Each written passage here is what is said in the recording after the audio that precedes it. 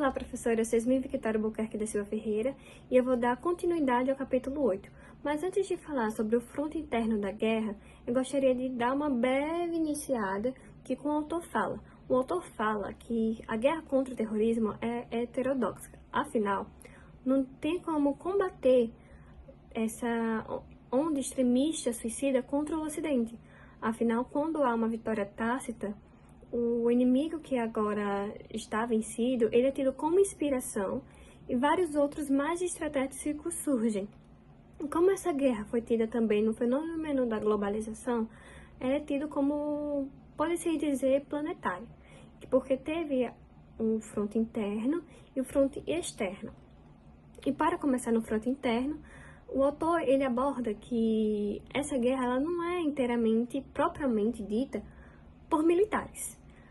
A fronte doméstica, ela aborda um sentido mais de prevenir e punir o que seriam os terroristas e seus comparsas no território nacional. Mas, contudo, há vários pontos controversos. Por exemplo, críticas. Há críticos locais que falavam que esse método que eles estavam usando cerçava a liberdade e os direitos constitucionais tidos e também fez reacender alguns críticos que defendiam a liberdade de expressão, mesmo sendo patriotas. De outra forma, também teve o projeto principal da lei antiterrorista, que sofreu várias modificações que buscava facilitar o acesso, a comunicação, o grampeamento de celulares, por assim dizer, mas só foi sancionada nos fins de outubro de 2001.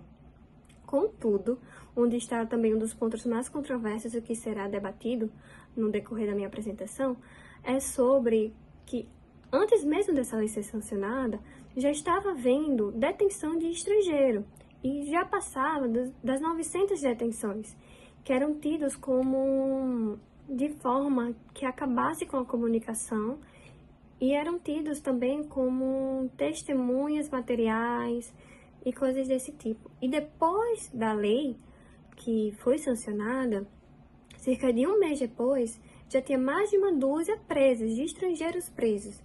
É perceptível que o fronte mais agressivo, com medidas mais drásticas, foram tidas mais para estrangeiros, o que, de certo ponto, fica até interessante, por assim dizer, porque teve vários atentados que eram tidos por cidadãos nacionais dos Estados Unidos, mas quem sofreram mais foram os estrangeiros, com as medidas que eles sofriam a detenção, eles cortavam a comunicação, não tinham advogados, e o autor, ele traz o artigo 9 da Declaração Universal dos Direitos Humanos, a proibição internacionalmente de detenções arbitrárias que estavam sendo feitas nos Estados Unidos, com a exceção de que houvesse uma pendência com o Estado, mas que deveria ser informado aos Estados-membros. Mas os Estados Unidos ele não fez isso, pelo contrário. Não houve um aviso e a polícia já estava tomando essa iniciativa de deter os estrangeiros. O que o autor fala também, que fica até difícil compreender, afinal, teve alguns cidadãos que falavam que realmente conseguiam comprovar que não eram praticantes do terrorismo, mas que mesmo assim continuavam sob essas medidas. Outro ponto muito também controverso do fronte interno, abordado pelo autor, é sobre o discurso. Afinal, a guerra não foi uma metáfora, como a guerra às drogas, por exemplo. Não, ela foi tida e declarada pelo Congresso como uma guerra. Ou seja, teve o discurso de que se você discordasse era antipatriota, era anti-americano, mesmo que as medidas fossem contra os direitos iluministas tradicionais do Ocidente.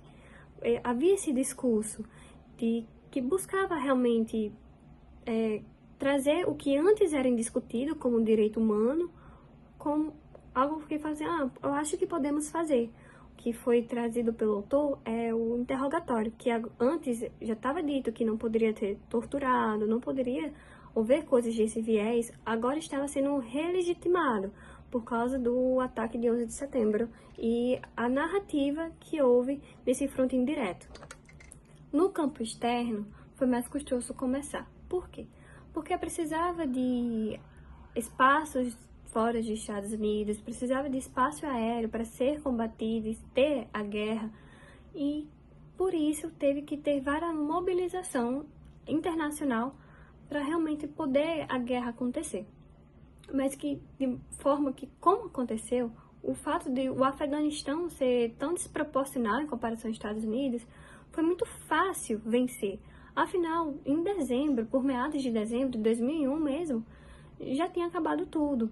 O grande foco do fronte externo debatido pelo autor é o Fórum Econômico Mundial, porque mesmo tendo vários militares que apoiaram, que elogiaram a posição estadunidense, né, nessa guerra contra o terrorismo, houve também várias que poderiam ser consideráveis críticas. Afinal, o presidente Bush, ele quis meio que estender o que seria já o confronto, esse embate, porque seria considerável o eixo do mal, que claramente já estava embarcando o Irã, o Iraque, a Coreia do Norte, que foi justificado pelo presidente que poderia ser lugares onde o mal poderia ser abrigado. E essa fala do presidente foi muito criticado, o que houve um levantamento diferente, porque teve a prisão de Guantánamo.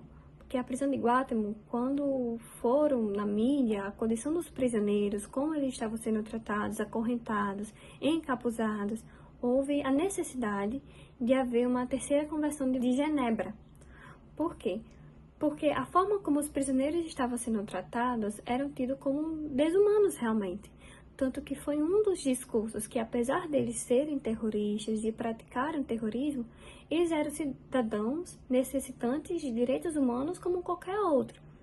E por isso teve a terceira convenção, como também o Pacto Internacional de Direitos Civis e Políticos, que os Estados Unidos foi signatário.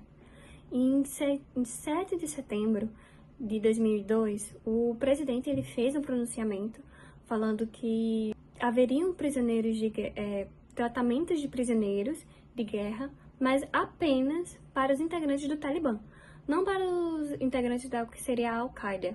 Por quê? Esse discurso que foi feito pelo presidente claramente estava protegendo e postergando os tratamentos que já estavam sendo feitos.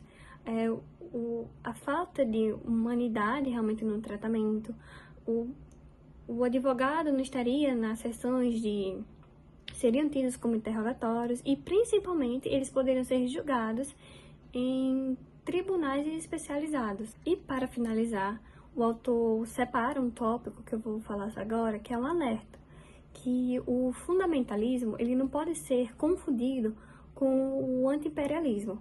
Afinal, houve o posicionamento dos Estados Unidos diante dessa guerra contra o terrorismo, o bombardeio a pessoas com condições miseráveis, a forma como houve a guerra, por assim dizer, foi um embate que, para as pessoas que entendem que pessoas que em condições miseráveis foram bombardeadas nos ataques dos Estados Unidos, ao que seria o terrorismo, a crença da luta contra um demônio protagonizada pelos Estados Unidos ficou cada vez mais forte. Afinal, eles estavam sendo alvos de algo que eles não faziam parte.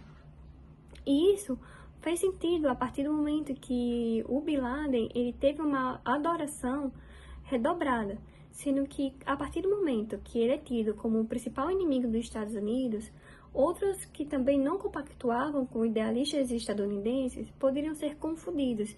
E é isso que o autor traz, que não faz sentido, seria alguém que é contra o imperialismo ser considerado um Che Guevara, por exemplo, que o autor mesmo fala no livro.